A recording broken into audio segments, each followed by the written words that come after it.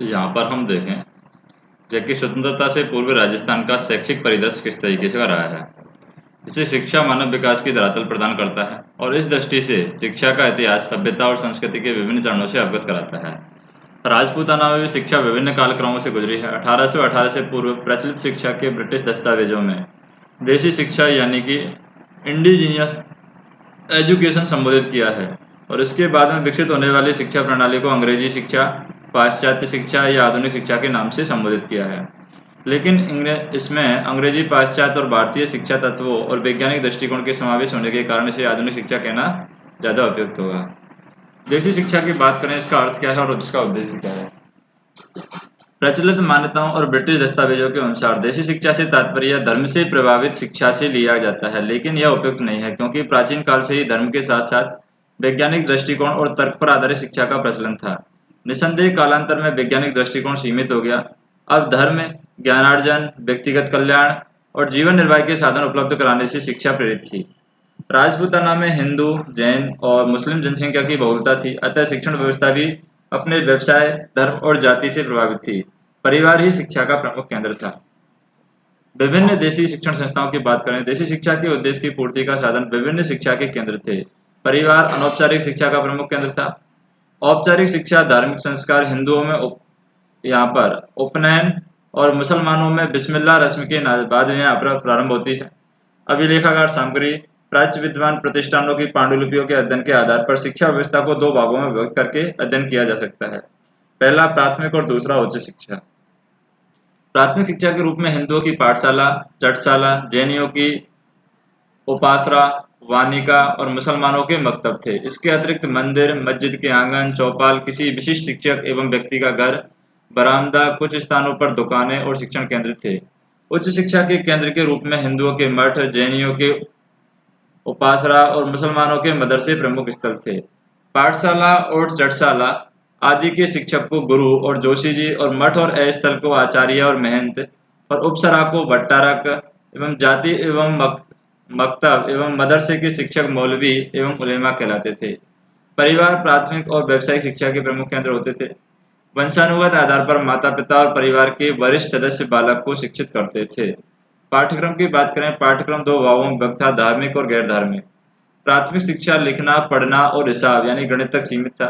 पाठशाला में हिंदी और संस्कृत एवं उपसरा में हिंदी एवं प्राकृत, मकतब में फारसी और उर्दू पढ़ाई जाती थी। इसके अतिरिक्त राजस्थान में महत्वपूर्ण व्यापारिक मार्ग होने के कारण स्थानीय भाषा फारसी प्रशासनिक भाषा होने के साथ साथ उर्दू का अध्ययन उर्दू को अध्ययन का प्रचलन भी शिक्षण संस्थानों में था। गणित के अंतर्गत 1 से 100 तक गिनती और 1/2 यानी आधे से 11 तक के पहाड़े पढ़ाते।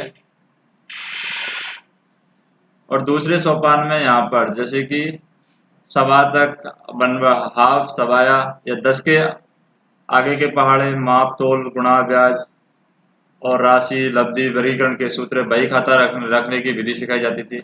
वही खाता विधि को यहाँ पर महाजनी लिपि या फिर बणिया बाटी लिपि गणित भी कहा जाता था, क्योंकि इसमें व्याकरण की कठिनाइयों से बचने के लिए संकेत भाषा का प्रयोग किया जाता था। उदाहरण के लिए हम संबंध के लिए यहाँ पर इस अंडरवुड साइन का चिन्ह उपयोग करते थे। पाठ्यक्रम का दूसरा भाग धार्मिक शिक्षा से प्रेरित था, जिसमें देवी देवताओं की कथा, त्योहार, जीवन उपयोगी वस्तुएं, पूजा सामग्री विधि, खान पान, श्रृंगार, वस्त्रों के फलों के नाम, नैतिक शिक्षा आदि। मदरसों में कुरान, फतिहा यानी दफनाने के समय पढ़ा जाता था, फतिहा, हकी हकीकत, करीमा, तारीखें आदि पाठ्यक्रम का भाग थे। उस समय पढ़ाने की विधि आज के समान चित्रात्मक नहीं थी, बल्कि यहाँ पर लयात्मक पद्धति थी। देशी उच्च शिक्षा की बात करें, उच्च शिक्षा का पाठ्यक्रम भी धार्मिक एवं गैर धार्मिक में विभाजित था। धार्मिक शिक्षा उच्च आध्यात्मिक शिक्षा से संबंधित थी। मठ में कर्मकांड, स्थल में धर्म की और विशेष शाखा का अध्ययन, वेदों और ग्रंथों का, मदरसों में इस्लामिक कानून, इलाही आदि का अध्ययन कराना जाता था। धर्म के अतिरिक्त उच्च शिक्षा केंद्रों पर भूगोल, इतिहास, भाषा विज्ञान, अंकगणित, बीजगणित, रेखागणित, खगोल विद्या, आयुर्वेद और यूनानी चिकित्सा का भी ज्ञान दिया जाता था। तकनीकी शिक्षा के क्षेत्र में जयपुर स्थित जंतर मंतर महत्वपूर्ण उपलब्धि है। और कृषि केंद्र के मामले में बात करें, कृषि केंद्र के क्षेत्र में हराइया जुताई के चिन्ह, अभियांत्रिकी क्षेत्र में विशाल महल, किले, जल महल, नहरों, पुल, कुएं, बावड़ियों का निर्माण तकनीकी शिक्षा का परिणाम था। धातु पिघलाने की तकनीक भी महत्वपूर्ण ज्ञानोर्जन एवं कर्नल टेड को यहाँ पर दक्षिणी राजस्थान जावर क्षेत्र में जस्ता, धातु, तांबा, टिन और लोहा पिघलाने वाले यहाँ पर वाक्यंत्र और बमके मिट्टी से बने नदी के किनारे यहाँ पर मिले हैं। नेक्स्ट हम बात करें यहाँ पर महिला शिक्षा की। तो महिला शिक्षा में आता है, महिलाओं की शिक्षा औपचारिक और अनौपचारिक दोनों प्रकार की थी। अधिकांश राज परिवार कुलीन वर्ग, चारण महिलाओं, जैन साध्वियों और उपासरों में राज परिवार से संबंधित दास दासियों में शिक्षा का प्रचलन था। राजकीय अभिलेखागार में यहाँ पर जनानी, डायोडी और तहरीर नाम से पृथक वर्ग का संग्रह है, जिससे पता चलता है कि राज परिवारों में संबंध महिलाएं सांस्कृतिक मूल्यों और सैन्य शिक्षा लेती थी। अनेक विदुषी चारण महिलाएं हुई हैं। महिला शिक्षा का सबसे मजबूत स्तंभ उपासना में अध्ययन जैन महिलाएं साध्वियां थी। ये भाषा, साहित्य और अनुवाद के कार्य में निपुण थी। व्यावसायिक परिवारों से संबंध महिलाएं परिवार में रहते हुए अपने पारिवारिक व्यवसाय की शिक्षा यहाँ पर ग्रहण करती हैं। प्रशासनिक व्यवस्था की बात करें, जैसे कि प्रशासनिक व्यवस्था में एक निश्चित प्रशासनिक व्यवस्था का अभाव था। संस्था में प्रवेश, समय सारणी, परीक्षा, उत्तीर्ण प्रमाण पत्र, शुल्क की आज के समान व्यवस्था नहीं थी। शुल्क के रूप में सीधा प्रथा और शिक्षक के लिए अन्न एवं अन्य भोजन सामग्री लाते थे। शिक्षा पूर्ण होने पर गुरु दक्षिणा भेंट की जाती थी। शासक शिक्षा को प्रोत्साहन देने के लिए विधि द्वारा बाध्य नहीं था। वह अपनी स्वयं प्रेरणा से शिक्षण कार्य करने वालों को भू अनुदान करते थे, जिसे यहाँ पर हिंदुओं की माफी जागीरी और मुसलमानों की मदद ए महाजागीर कहलाती थी और यह कर मुक्त जागीर होती थी। आधुनिक शिक्षा से तात्पर्य की बात करें, ब्रिटिश सर्वोच्चता काल में 1818 से 1818 में आधुनिक शिक्षा से तात्पर्य क्या हुआ था? 15 अगस्त 1947 में संस्थाओं के पारस्परिक स्वरूप में परिवर्तन आया। इस क्रम में देशी शिक्षा भी आधुनिक शिक्षा का स्वरूप ग्रहण करने लगी। आधुनिक शिक्षा से तात्पर्य हम उस शिक्षा पद्धति से लेते हैं जो तर्क पर आधारित वैज्ञानिक दृष्टिकोण विकसित करे, जिसमें एक निश्चित कक्षा क्रम, परीक्षा प्रणाली, निश्चित पाठ्यक्रम, योग्यता के आधार पर नियुक्त शिक्षक आदि व निश्चित प्रशासनिक व्यवस्था लिए हो। सर्वोच्चता काल में विकसित व्यवस्था को केवल अंग्रेजी व केवल पाश्चात्य शिक्षा कहना उपयुक्त नहीं है, क्योंकि इसमें अंग्रेजी, पाश्चात्य, भारतीय तत्व मौजूद थे। इसे आधुनिक शिक्षा कहना ज्यादा उपयुक्त होगा। आधुनिक शिक्षा की आवश्यकता क्यों हुई? औपनिवेशिक साम्राज्य के लोगों को सभ्य बनाना ईस्ट इंडिया कंपनी का एक लक्ष्य था और 1824 में कंपनी ने कोलकाता में general committee of public instruction को राजपूताना में 4 स्कूल खोलने के निर्देश दिए। राजपूताना को सभ्य बनाने की नीति के अंतर्गत रियासतों के शासकों को पत्र लिखकर यह निर्देश दिए गए कि सामाजिक और आर्थिक सुधार केवल सरकारी तंत्र से संभव नहीं है, बल्कि शिक्षा के द्वारा जन चेतना के माध्यम से संभव है। लेकिन विभिन्न अभिलेखों के अध्ययन से कंपनी का अप्रत्यक्ष लक्ष्य भी उभरता है, जिसके अनुसार एक तो उन्हें व्यवहारिक प्रशासनिक कठिनाइयां आ रही थी, उन्हें शासकों से पत्र व्यवहार और वार्तालाप और गुण मंत्रणा में कठिनाई आती थी। दूसरा, प्रशासनिक परिवर्तन के कारण कार्यालयों में ऐसे कर्मचारी चाहिए थे जो उनकी भाषा, रीति नीति को समझकर क्रियान्वयन करने में सहायक हो सके। तीसरा कारण यह था कि राजपूताना एक प्रमुख व्यापारिक केंद्र था और सुरक्षा की दृष्टि से एक संपर्क भाषा की आवश्यकता थी, जिससे औपनिवेशिक हित पूरे हो सकें। और चौथा, मनोवैज्ञानिक कारण भी था, जिसके अनुसार विजेता के सिद्धांतों पर आधारित शिक्षा का प्रचलन और सांस्कृतिक सुगमता का सरल मार्ग था। पांचवा कारण स्थानीय नागरिकों को नई व्यवस्था से उत्पन्न स्थितियों को लाभ उठाना था और अब नियुक्तियां वंशानुगत के स्थान पर योग्यता के आधार पर होने लगी। अतः आधुनिक शिक्षा के प्रति स्वाभाविक आकर्षण यहाँ पर बढ़ने लगा। आधुनिक शिक्षा की बात करें, आधुनिक शिक्षा का विकास मूलतः 3 संस्थाओं के माध्यम से हुआ है। पहला, ब्रिटिश सर्वोच्चता, मिशनरी और तीसरा, निजी एवं सार्वजनिक संस्थाएं। सर्वोच्च काल 2 अवधियों में विभक्त रहा है। पहला 1818 से 1857 तक ईस्ट इंडिया कंपनी का, दूसरा 1858 से यहाँ पर 1915 यानी 1858 से 15 अगस्त 1947 तक ब्रिटिश ताज का शासन चलता रहा। प्रांतों पर इसका सीधा प्रशासन था, लेकिन देशी रियासतों में ये परामर्शदाता अधीनस्थ सहयोग की थी। अतः ब्रिटिश सरकार के नियमों के क्रियान्वयन शासकों के माध्यम से होती थी। अभिलेखागार दस्तावेजों में राजस्थान की रियासतों के लिए राजपूताना और अजमेर मेरवाड़ के लिए केंद्र शासित क्षेत्र उल्लेखित किया गया। 1932 से पूर्व तक कुछ रियासतें मध्य भारत रेजिडेंस के अधीन थी। 1932 में सभी रेजिडेंस अजमेर मेरवाड़ के अधीन कर दी गई। अब अजमेर में यहाँ पर सुप्रिंटेंडेंट के स्थान पर एजेंट टू गवर्नर जनरल यानी एजीजे नियुक्त किया गया और इसके अधीन यहाँ पर सभी रियासतों में रेजिडेंट की नियुक्ति हुई, जो कि शासकों को परामर्श देते थे। सर्वोच्चता काल में विकसित शिक्षा प्रणाली उपरोक्त प्रशासनिक तंत्र से प्रभावित हुई। नई शिक्षा में जो कक्षा क्रम व्यवस्था बनी हुई थी वह स्कूल शिक्षा और दूसरा कॉलेज शिक्षा थी। प्रथम स्कूल शिक्षा 3 सोपानों में विभक्त थी। प्राथमिक, मिडिल और हाई स्कूल। प्राथमिक स्कूल वह वर्नाकुलर स्कूल थे। ग्रामीण और तहसील स्तर पर वर्नाकुलर मिडिल स्कूलों का उल्लेख किया जाता है। दूसरे स्तर पर एंग्लो वर्नाकुलर थे। यह भी 2 भागों में विभक्त था, एक मिडिल स्कूल और दूसरा हाई स्कूल। और प्राइमरी में यहाँ पर 1 से 5 तक, और मिडिल में यहाँ से 6 से 8 तक, और हाई स्कूल में 9 से 10वीं कक्षा तक पढ़ाया जाता था। दूसरा भाग कॉलेज शिक्षा का था, जिसमें 11वीं 12वीं इंटरमीडिएट, 13वीं और स्नातक बीए, और 15वीं 16वीं भी स्नातक यानी एमए कक्षाओं का पाठ्यक्रम की परीक्षा स्थगित की गई। इस प्रकार कक्षा क्रम की व्यवस्था 10+2+2+2 की थी। इसके अतिरिक्त व्यावसायिक और तकनीकी शिक्षा की भी एक व्यवस्थित स्वरूप में विकसित हुई। नेक्स्ट हम देखें, राजपूताना में आधुनिक शिक्षा का प्रसार हुआ।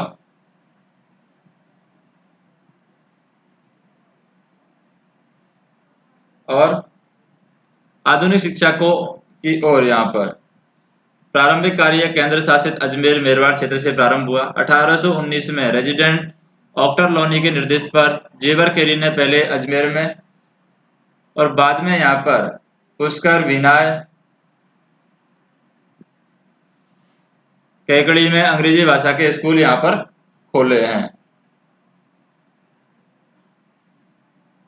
लेकिन 1931 में जनता के विरोध के कारण ये स्कूल बंद करने पड़े। 1835 में कंपनी ने अंग्रेजों को राजकीय भाषा के रूप में मान्यता दी, और यहाँ पर परिणाम स्वरूप अंग्रेजी भाषा ज्ञान की आवश्यकता को ध्यान में रखते हुए 1836 में अजमेर में पहला सरकारी स्कूल खोला गया, और 1868 में इंटरमीडिएट और 1869 में स्नातक कॉलेज बना। रियासतों की दृष्टि से सर्वप्रथम अलवर महाराजा वन्य सिंह की प्रेरणा से पंडित रूप नारायण ने 1842 ईस्वी में और कुछ समय बाद भरतपुर के महाराजा बलवंत सिंह ने स्कूल खोले। 1844 में सर्वप्रथम इसी स्कूल ने आधुनिक परीक्षा प्रणाली को यहाँ पर अपनाया है। 1847 में इंटरमीडिएट, 1888 में स्नातक और 1900 में स्नातकोत्तर कॉलेज के रूप में क्रमोन्नत हुए। 1844 में जयपुर, 1867 में जोधपुर में दरबार स्कूल, 1883 में टोंक नवाब ने सरकारी स्कूल प्रारंभ किए। 19वीं सदी के अंत तक जैसलमेर को छोड़कर राजपूताना की सभी रियासतों में राजकीय शिक्षण संस्थाएं यहाँ पर प्रारंभ हो चुकी थी। और प्राथमिक एवं मिडिल स्कूल क्रमोन्नत होते हुए हाई स्कूल बने, जिसमें सबसे पहले 1836 में अजमेर का सरकारी स्कूल, 1851 में हाई स्कूल बना। रियासतों में जयपुर 1844 में हाई स्कूल की पढ़ाई प्रारंभ हुई। यह हवा महल के सामने मदन मोहन मंदिर में संचालित होता है। इसमें हिंदू मुस्लिम सभी विद्यार्थी यहाँ पर अध्ययन करते हैं। 1870 में अलवर, भरतपुर, 1876 में सरप्रताप हाई स्कूल, जोधपुर, 1882 में उदयपुर में हाई स्कूल कक्षाओं की पढ़ाई यहाँ पर प्रारंभ हो गई।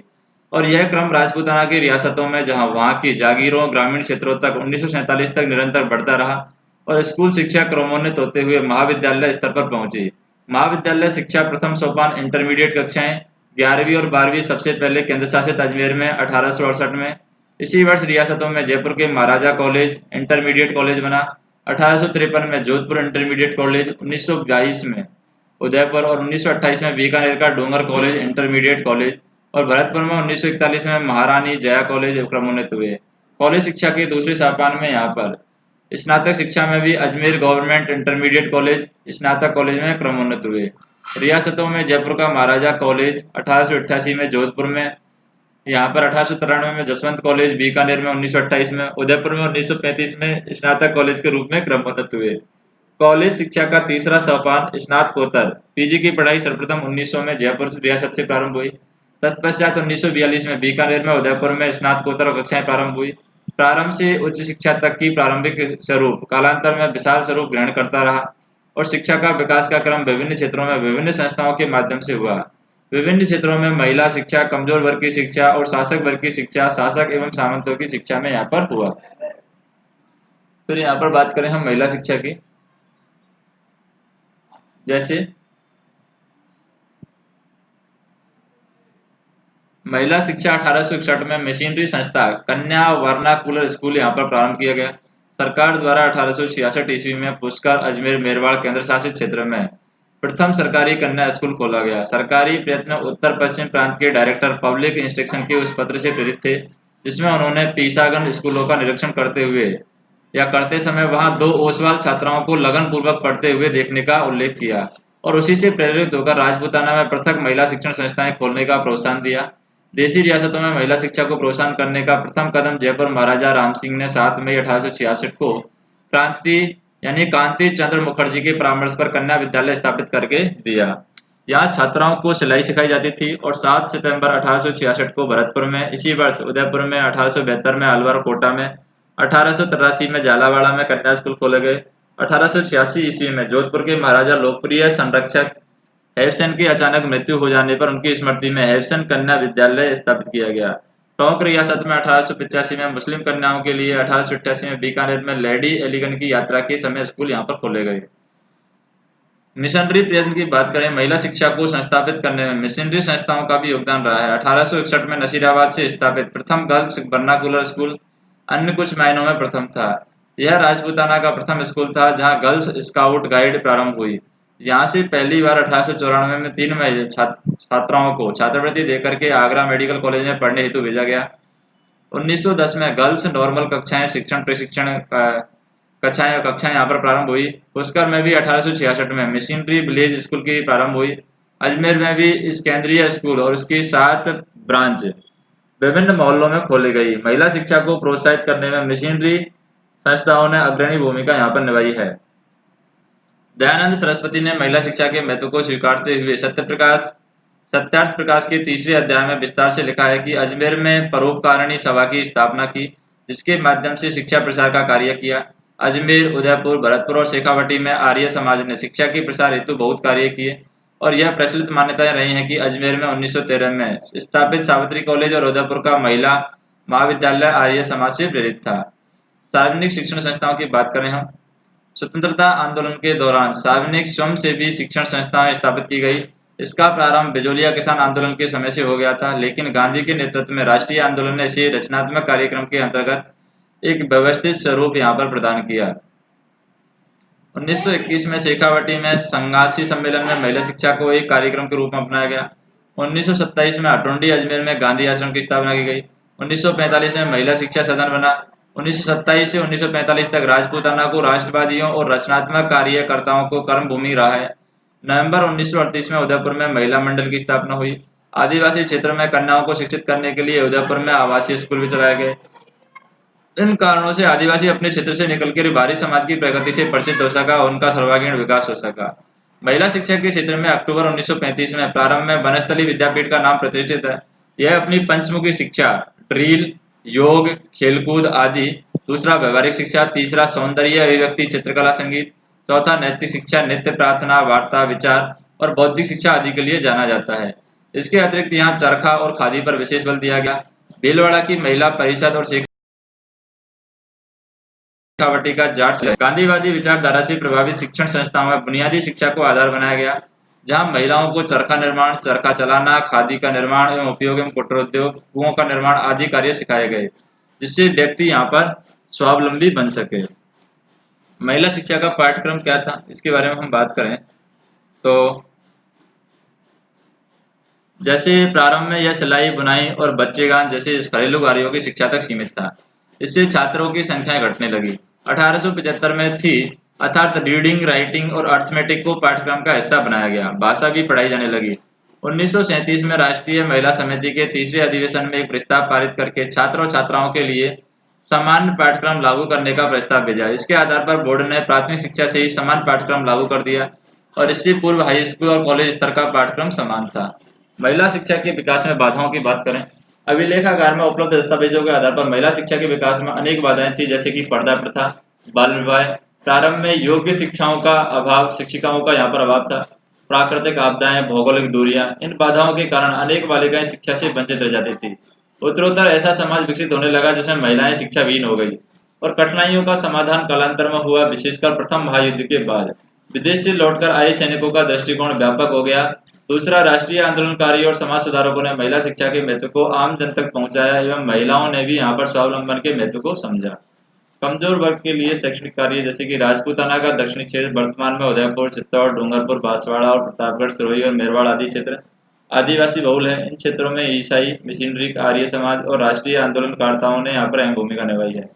मिशनरी के द्वारा शिक्षा कार्य पहाड़ी लोगों को शिक्षित करने का पहला कदम ईसाई मिशनरी संस्था ने दिसंबर 1863 में टॉडगढ़ में रॉबर्ट्स स्कूल स्थापित करके उठाया है और मेरवाड़ क्षेत्र में 1882 तक राजकीय एवं गैर राजकीय शिक्षण संस्थाओं की संख्या 16 तक पहुंच गई और अजमेर मेरवाड़ से संबंध है। यहाँ पर मेवाड़ के आदिवासी भी नव शिक्षा से प्रभावित हो रहे थे, अतः मेवाड़ के महाराजा झज्जन सिंह ने यहाँ पर 1875 में ऋषदेव और जाबर में 1853 में 83 में पढ़ना और वारापाल में स्कूल प्रारंभ किया और इसी क्रम में यहाँ पर बांसवाड़ा में 1901 तक, कुशलगढ़ में यहाँ पर 10 स्कूलें संचालित की थी और यहाँ तक एंग्लो वर्नाकुलर और 3 वर्नाकुलर स्कूल चल पड़े थे। डूंगरपुर में एक स्कूल था। 1940 तक खेरवाड़ में एक स्कूल और सार्वजनिक पुस्तकालय यहाँ पर स्थापित किए गए। शासक एवं कुलीन वर्ग के लिए शिक्षा उद्देश्य की हम बात करें, ब्रिटिश संप्रभुता काल में देशी रियासतें दो प्रकार से शिक्षा से संबंध हुई। एक तो उनके राज्य में शिक्षण संस्थाएं संचालित करना, दूसरा स्वयं को आधुनिक शिक्षा से शिक्षित करना। इस नीति के तहत उन्होंने शासकों के लिए पृथक शिक्षण संस्थाएं खोलकर शासकों को आम जन से अलग करने की नीति अपनाई, जिससे भविष्य में जनता और शासकों को संयुक्त संगठन ब्रिटिश राज्य के विरुद्ध खड़ा नहीं हो सका। और सर बाल्टन ने यहाँ पर विदेशी सचिव को यहाँ पर एक पत्र में परिवर्तित स्थिति में पृथक शिक्षण संस्थाओं को लाभ दर्शाते हुए लिखा कि वह यह नहीं समझते कि उसमें सीधा लाभ होगा, किंतु यह हमारा अगला संघर्ष होगा। साम्राज्य खतरे में पड़ जाएगा, यहाँ पर खतरे में पड़ जाएगा। और जब हम देशी राज्यों की ओर देखेंगे तो वॉल्टर के इन विचारों को वायसराय मेहता ने समर्थन किया और इसी दृष्टि से शासकों के लिए खोले जाने वाले शिक्षण संस्थानों के लिए ब्रिटिश पब्लिक स्कूल की रूपरेखा का स्वीकार किया गया। बाद में लॉर्ड कर्नल ने शासकों के लिए पृथक एवं पब्लिक स्कूल व्यवस्था को एक सफल नीति के रूप में स्वीकारा और उक्त ब्रिटिश नीति क्रियान्वित होने से यद्यपि कुछ शासकों ने अपने यहाँ राज परिवारों के सदस्यों की शिक्षा हेतु व्यवस्था की। 1861 में जयपुर महाराजा ने अपने यहाँ शासक एवं सामंत परिवारों के लिए स्कूल खोला। 1936 के बाद यह कम उपस्थिति की समस्या से जूझता रहा और 1944 में इसे बंद कर दिया गया। 1877 में उदयपुर महाराणा ने सरकारी स्कूल खोले, कुलीन वर्ग के लिए पृथक कक्षाएं चलाई गई। 1871 में अलवर में ठाकुर सिंह स्कूल खोला गया, लेकिन उपरोक्त प्रयत्न किसी भी नीति पर आधारित पूर्ण पृथक व्यवस्था नहीं थी, अतः ये प्रयास मात्र थे। शिक्षण संस्थाओं की बात करें हम, जैसे 1870 में जब लॉर्ड मेयो ने वायसराय का कार्यभार संभाला तो उन्होंने 1869 की वाल्टर की योजना को क्रियान्वित किया। सबसे पहले राजकोट में कॉलेज खोला गया। अंडमान में लॉर्ड मेयो की हत्या के बाद अजमेर में उनके नाम पर मेयो कॉलेज खोला गया। बाद में इस क्रम में 1886 में एडिसन कॉलेज लाहौर और डेली कॉलेज इंदौर स्थापित किए गए। इस प्रकार पूरे भारत में 4 कॉलेज शासक परिवारों के लिए प्रारंभ हुए। इसी क्रम में रियासत में नोबल स्कूल खोले गए। 1872 में स्थापित मेयो कॉलेज स्कूल का प्रथम सत्र 1875-76 में हुआ और इस सत्र में 23 छात्र थे। इस प्रकार की शिक्षण संस्थाओं का पाठ्यक्रम अलग से तैयार किया जाने लगा और अन्य विषयों के अतिरिक्त कृषि, भूलगान, धार्मिक और घुड़सवारी आदि की शिक्षा भी यहाँ पर दी जाने लगी। मिशनरी संस्थाओं की बात करें, राजपूताना में आधुनिक शिक्षा के प्रसार में ईसाई मिशनरी संस्थाओं का विशेष योगदान है। राजपूताना में स्थित मिशनरी संस्थाएं शिक्षा के क्षेत्र में सक्रिय हैं और यहाँ पर Presbyterian, Roman Catholic, the Methodists, the church missionary society, the Anglican church society for the propagation of gospel mission आदि। इन संस्थाओं के माध्यम से अजमेर, ब्यावर, नसीराबाद, कोटा के निकट पीपलौद, अलवर में राजगढ़ और बांदीकुई आदि अनेक स्थानों पर मिशनरी स्कूल यहाँ पर खोले गए। आर्य समाज की बात करें, ईसाई मशीनरी के बाद आर्य समाज शिक्षा के क्षेत्र में सक्रिय रहा है। उदयपुर में आर्य समाजियों की मांग पर सरकारी स्कूल में संस्कृत की कक्षाएं प्रारंभ हुई। 1891 में पृथक संस्कृत स्कूल स्थापित किए गए। 1930 में संस्कृत कॉलेज बना। इसके अतिरिक्त अजमेर, चित्तौड़, मांडल आदि अनेक स्थानों पर बालक बालिकाओं के लिए स्कूल प्रारंभ किए गए, जिनमें से अनेक स्कूल कालांतर में कॉलेज के रूप में क्रमोन्नत हो गए। इन स्कूलों में गुरुकुल प्रणाली पर आधारित शिक्षा प्रणाली प्रचलित थी। अन्य निजी शिक्षण संस्थाओं की बात करें, जैसे धनाढ़ वर्ग और समाज सेवी वर्ग ने शिक्षा के विकास में योगदान दिया और शेखावटी में बिड़ला एजुकेशन ट्रस्ट ने शिक्षण संस्थाएं स्थापित की। बगड़, फतेहपुर, रामगढ़, नवलगढ़, सीकर आदि में संस्थाएं स्थापित की। जयपुर में Khandelwal, Vaishya Agrawal school, Maheshwari school, Jain Parekh school, Kayastha school जातियों के आधार पर खोले गए। जोधपुर में Lochhu memorial school, Somani school, गांधीवादी बुनियादी स्कूल में विद्या भवन, राजस्थान विद्यापीठ, वनस्थली विद्यापीठ, सावित्री कॉलेज अजमेर, महिला विद्यापीठ भीलवाड़ा, अटोंडी महिला विद्यालय प्रमुख हैं।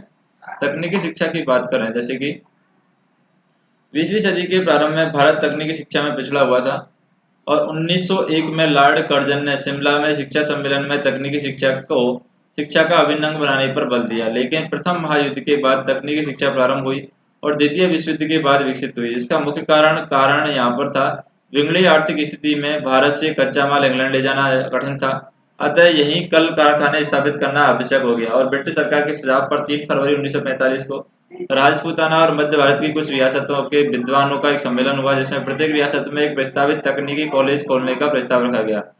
लेकिन उक्त प्रस्ताव क्रियान्वित नहीं हो सका। राजपूताना में जिन क्षेत्रों में तकनीकी शिक्षा का विकास हुआ वह थी शिक्षक प्रशिक्षण, कृषि, अभियांत्रिकी, चिकित्सा, आयुर्वेद, आयुर्विज्ञान, पशु चिकित्सा, कानून और जंगलात और मच्छी पालन आदि थे। शिक्षक प्रशिक्षण की बात करें, जैसे शिक्षकों को प्रशिक्षित करने के लिए सबसे पहले नसीराबाद और ब्यावर में मशीनरी द्वारा नॉर्मल कक्षाएं प्रारंभ की गई। उसके पश्चात रियासतों में नॉर्मल कक्षाएं प्रारंभ हुई। कॉलेज स्तर पर सर्वप्रथम विद्या भवन एजुकेशन सोसाइटी ने टीचर्स ट्रेनिंग कॉलेज 1941 में प्रारंभ किया। दूसरा टीचर्स ट्रेनिंग कॉलेज राजपूताना, मध्य भारत और ग्वालियर संयुक्त बोर्ड के अध्यक्ष डॉक्टर जोशी चटर्जी के प्रयत्नों ने अजमेर में 1941 में खोला और तीसरा टीचर्स ट्रेनिंग कॉलेज यहाँ पर 1946 में बीकानेर में खोला गया।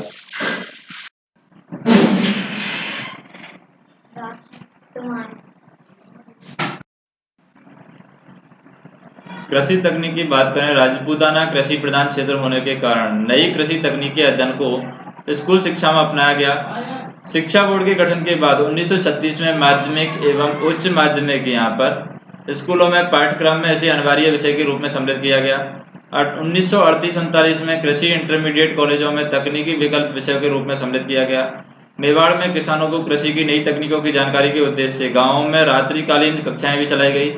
1944 में सचिव भारत सरकार ने सीलोन यहाँ पर योजना लागू करने हेतु प्रारूप शासकों को भेजे, जिसमें अनेक रियासतों में लागू किया गया। सीलोन योजना के अनुसार किसी एक विद्यालय को बागवानी, सब्जी उगाने और अनाज और खेत संबंधी आधुनिक तकनीक, नए औजार, नलकूपों की व्यवस्था और प्रयोग यहाँ पर सिखाया गया। आयुर्वेदिक चिकित्सा कॉलेज की बात करें, 1933 में उदयपुर में पहला तकनीकी कॉलेज आयुर्वेदिक चिकित्सा का प्रारंभ किया गया। इसे आयुर्वेदिक मंडल कानपुर से संबंध किया गया। इसमें शल्य चिकित्सा का अध्यापन नहीं कराया जाता था, केवल जांच एक दवाओं से संबंधित अध्ययन कराया जाता था। जयपुर में भी एक आयुर्वेदिक चिकित्सालय यहाँ पर खोला गया। आयुर्विज्ञान चिकित्सा की बात करें, आयुर्विज्ञान चिकित्सा के क्षेत्र में सबसे पहले जयपुर के महाराजा राम सिंह ने डॉक्टर ब्रूर के सहयोग से 1947 में सवाई मानसिंह मेडिकल कॉलेज खोला। इससे पूर्व एक चिकित्सीय पढ़ाई के लिए ब्रिटिश सर्वोच्चता के द्वारा प्रत्येक रियासत से यहाँ पर निर्धारित 4 विद्यार्थी कोटे के अनुसार भेजे जाते थे और 1894 में नसीराबाद से 4 छात्राओं को आगरा मेडिकल कॉलेज में भेजकर पहली बार महिला डॉक्टर की पढ़ाई के क्षेत्र में राजपूताना ने कदम रखा। नर्सिंग ट्रेनिंग के क्षेत्र में अजमेर मेडिकल होम स्कूल और बीकानेर में स्कूल यहाँ पर संचालित थे। फिर विधि शिक्षा की बात करें, 1946 में भोपाल नोबल्स कॉलेज उदयपुर में LLB की कक्षाएं प्रारंभ की गई। राजस्थान विश्वविद्यालय की स्थापना के बाद पृथक विधि कॉलेज खोलने का प्रस्ताव लाया गया। इस आधार पर महाराजा कॉलेज में रात्रिकालीन विधि विद्यालय यहाँ पर प्रारंभ किया गया। महाराजा भोपाल कॉलेज के अतिरिक्त 4 कॉलेजों में विधि अध्ययन की व्यवस्था की गई। Law college Jaipur, Jaswant college Jodhpur, Rajrishi college Alwar, Dungar college Bikaner में स्थापित हुआ। प्रशासन की बात करें, आधुनिक शिक्षा का प्रशासन क्रमित रूप से निश्चित ढांचागत स्वरूप की ओर बढ़ा। प्रारंभ में आधुनिक ब्रिटिश कंपनी और 1858 में ब्रिटिश ताज की नीति और व्यवस्था से प्रेरित एवं प्रभावित रही है। 1871 में ब्रिटिश ताज द्वारा अजमेर मेरवाड़ का प्रशासन उत्तर पश्चिमी प्रांत में स्थानांतरित करके फॉरेन पॉलिटिकल विभाग के अधीन कर दिया गया। इसके साथ ही अजमेर में कमिश्नरी व्यवस्था प्रारंभ की गई। शिक्षा विभाग भी कमिश्नरी के अधीन आ गया और धीरे धीरे रियासतों में सुपरिटेंडेंट एजुकेशन और डायरेक्टर एजुकेशन नियुक्त किए जाने लगे, जिन्हें यहाँ पर सरिश्ते तालीम भी कहा जाता है। प्रारंभ में इस पद पर किसी भी विभाग के अधिकारी को नियुक्ति कर दिया जाता था और 1854 में पहली बार वुड डिस्पैच में देशी रियासतों में स्कूल खोलने के परामर्श के आधार पर अजमेर मेरवाड़ में कंपनी के प्रतिनिधि शिक्षण कार्य हेतु सक्रिय हुए। वुड डिस्पैच के प्रस्ताव पर कलकत्ता विश्वविद्यालय ने 1854 में स्थापित हुआ। राजपूताना की शिक्षण संस्थाएं उसी से संबंधित हैं और 23 सितंबर 1887 में इलाहाबाद विश्वविद्यालय की घोषणा यहाँ पर की गई और राजपूताना की शिक्षण संस्थाएं कलकत्ता के स्थान पर अब इलाहाबाद विश्वविद्यालय से संबंध होने लगी। वित्त व्यवस्थाएं हेतु प्रथम प्रयास 1866 में भरतपुर में बंदोबस्त यानी सेटलमेंट व्यवस्था लागू करने के साथ प्रारंभ हुई। भू लगान एक निश्चित प्रतिशत शिक्षा के लिए रखा जाने लगा और यह व्यवस्था अन्य राज्यों में बंदोबस्त व्यवस्था के साथ लागू की गई। शिक्षा बोर्ड की स्थापना की बात करें यहाँ पर, जैसे कि शिक्षा बोर्ड की स्थापना हुई और 1921 में सरेंडर कमीशन की रिपोर्ट के आधार पर विद्यालयों को 1929 में आवासीय शिक्षण संस्था कॉलेज शिक्षा के कार्य संपादन तक सीमित कर दिया गया। परिणाम स्वरूप राजपूताना की हाई स्कूल और इंटरमीडिएट तक की शिक्षा यूनाइटेड प्रोविंसेस के अधीन कर दी गई, लेकिन यह इतने बड़े क्षेत्राधिकार में कार्य करने के लिए अपने को असमर्थ मानते हुए राजपूताना के लिए पृथक बोर्ड का सुझाव दिया गया। फलस्वरूप जुलाई 1929 में board of high school and intermediate education Rajputana Ajmer Merwara central India and Gwalior board की स्थापना की गई, जिसका मुख्यालय अजमेर में रखा गया। बोर्ड के प्रथम अध्यक्ष जयपुर के विशिष्ट शिक्षा अधिकारी केपू किचली को 3 वर्ष के लिए यहाँ पर नियुक्त किया गया। बोर्ड का मुख्य उत्तरदायित्व पाठ्यक्रम निर्धारण एवं यहाँ पर परीक्षाओं का आयोजन करना था और 1930 में बोर्ड ने पहली बार शिक्षा परीक्षाओं का आयोजन कराया, जिसमें 70 हाई स्कूल 12 इंटरमीडिएट स्कूलों के विद्यार्थी परीक्षार्थी थे। और इस प्रकार बोर्ड की स्थापना के बाद रियासतों की स्कूली शिक्षा में एक रूपता यहाँ पर प्रारंभ होने लगी। विश्वविद्यालय शिक्षा की बात करें, जनवरी 1947 में जयपुर में राजपूताना विश्वविद्यालय स्थापित किया गया और दिसंबर 1946 में उदयपुर, जोधपुर, बीकानेर, अलवर और जयपुर में मिलकर उक्त विश्वविद्यालय की स्थापना का निर्णय लिया गया। इस दृष्टि से भारत में यह एक ऐसा विश्वविद्यालय था जिसे रियासतों के सामूहिक सहयोग से स्थापित किया गया। राजपूताना का गौरव मानते हुए विश्वविद्यालय का एक मुख्य उद्देश्य कला संस्कृति के अध्ययन को यहाँ पर विकसित करना था।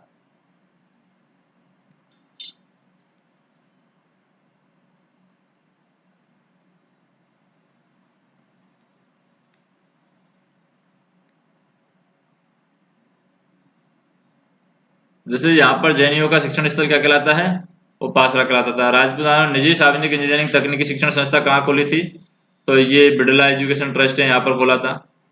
राजपूताना में पहला विधि कॉलेज है, ये कहाँ खोला गया था, विधि कॉलेज अलवर में खोला गया था।